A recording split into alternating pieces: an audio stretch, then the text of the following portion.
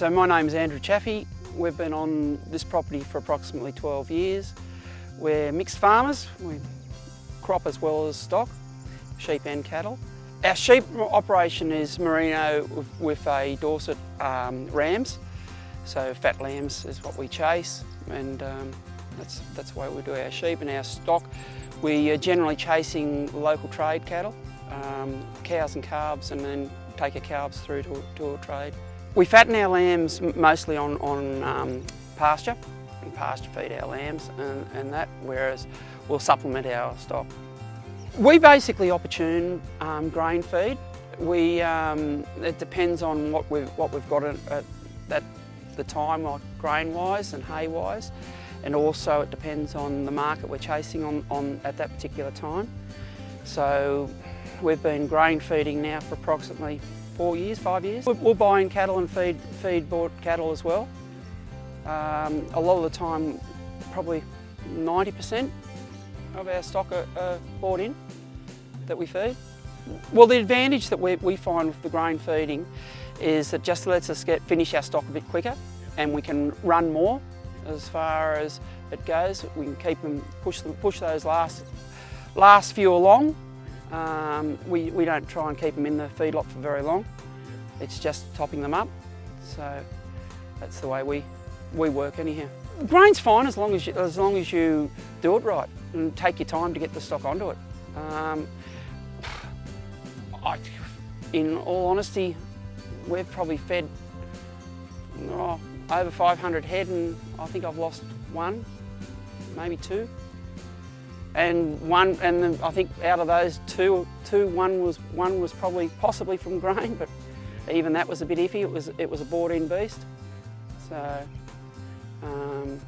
grains, like I say, as long as you're careful with grain, it's fine. The ration we do, what we were doing beforehand, our ration was fairly basic, and I'd say we were probably putting a fair bit of waste through the stock.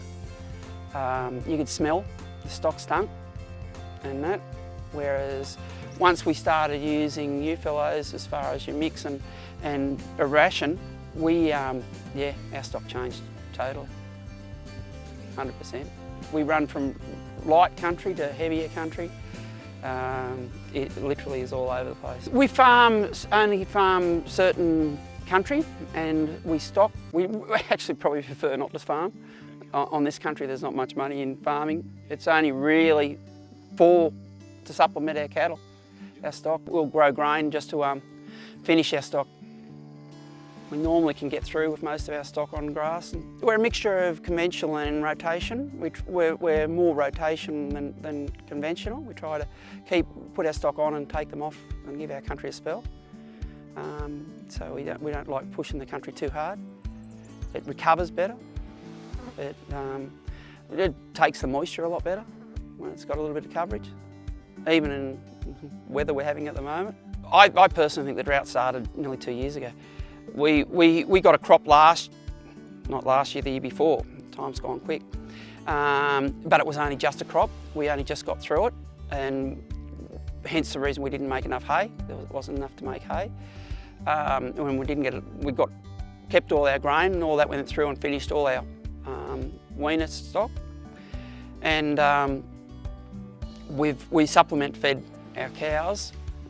They've only just come off that. End of November, I think, was about when we stopped feeding for a little while. And we've been able to get through with the grass at the moment, and still have grass in front of us. We had a couple of storms that helped us get that through there. Try to keep our cows just running themselves. We will put a little bit of forage in, and maybe put weaners on that.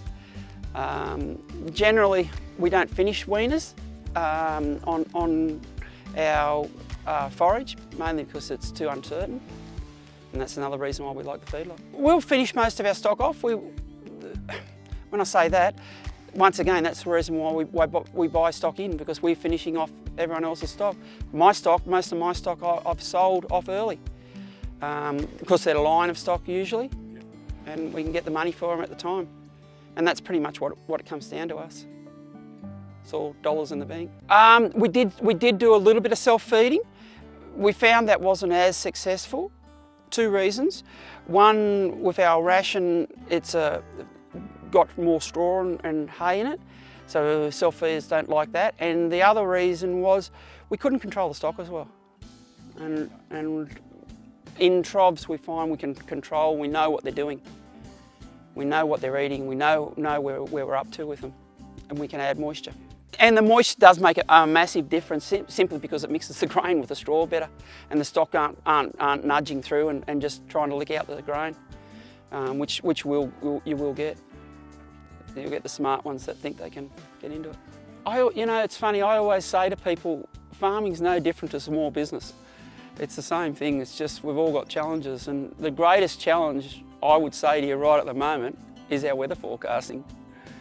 Not knowing what's happening is our greatest challenge. If they go on about climate change, well, I mean, they can't tell us what's happening next week.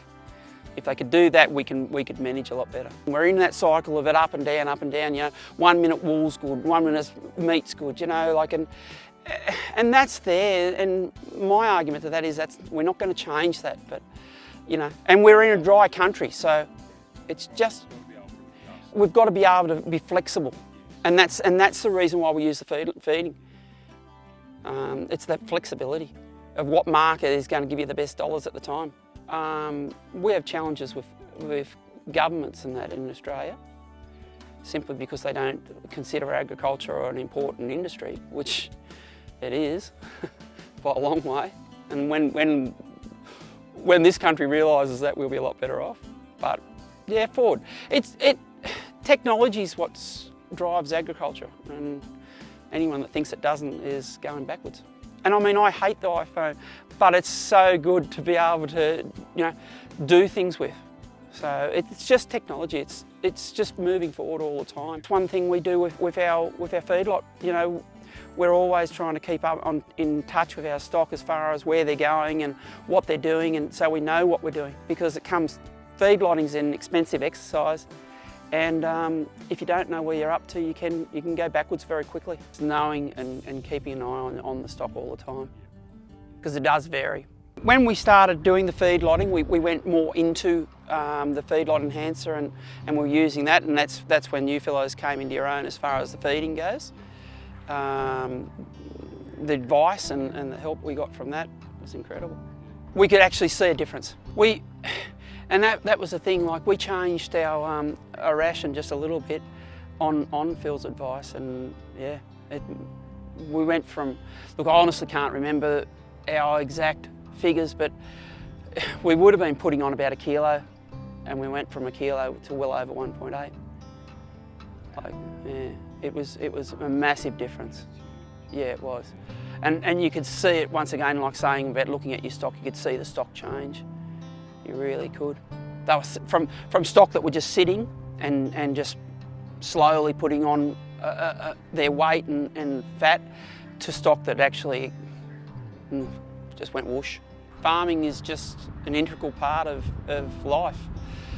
I mean, whether it's us or whoever is doing it, we can't survive as humanity without it. It's simple. And I mean, the thing is, they go on all the time about environment and all that, but farmers are your best environmentalists ever, by 100%. Because if we don't have everything working right, we're not making money. And it's a money-making enterprise. Like, sure, we'll make money in a short term, but it's the long term, and farming's a long term, a very long term. Oh, actually, I've got a little story. I worked in town for a long time and sold cherry pickers, which are elevated work platforms, and took the owner of that company out, and he came from Finland. Anyhow, we were having tea and we were talking. He said, "What do you do?" I said, "Oh, I'm normally on the farm." And he said, "Oh, funny thing, I'm off the farm." And I said, "Oh, that's interesting. Like, how long's the farm been in your family?" He said, "Oh, only about 400 years. And I thought, probably a bit longer than us. And it's a long-term thing. That's what it comes down to. It's a long-term thing. And that's what you've got all your greenies, you've got all your animal rights, you've got everyone else coming in and saying, oh, you know, boo-hoo to this, boo-hoo to that. It's a long-term enterprise, and no one wants their animals suffering. their country suffering. I mean, if we erode our country, we've got nothing at the end of the day. Even as far as timber goes, you know, like we all want trees, but also we've got to, you can't just have a whole country full of trees. And I mean, look at our native animals. Our native animals won't go and stay under all the trees. They go out into the pastures and eat. So, I mean, as much as you might want to knock it and have these people say this or that about things, we all can't live on vegetables, and that's what it comes down to.